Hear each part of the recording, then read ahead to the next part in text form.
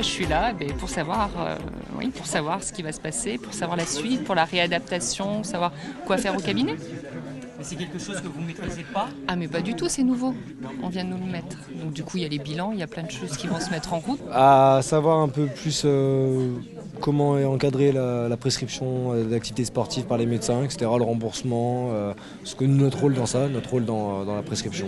Cet événement a été prévu, je crois que c'est une des premières en France quasiment, pour expliquer un petit peu aux kinés et après au futur public la place du kinésithérapeute dans la prise en charge du sport sur ordonnance et quel sera son rôle à ce niveau-là avec en complémentarité des enseignants en APA ou d'autres titulaires de diplômes sportifs et puis en accompagnement aussi de la prescription du médecin.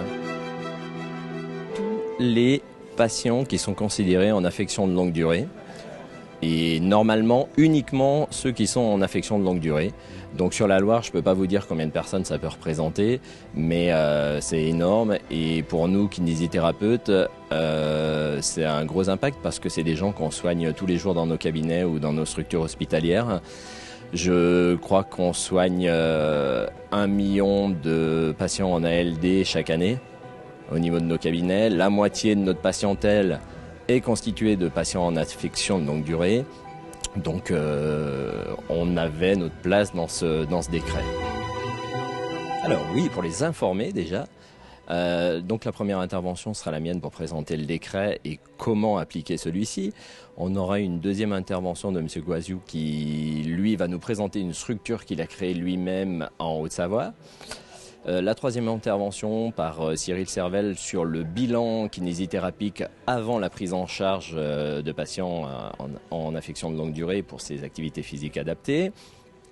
Et la dernière intervention, c'est M. Sébastien Liou qui, lui, en tant qu'enseignant APA, nous présentera le côté de sa profession et sa prise en charge justement de ses patients.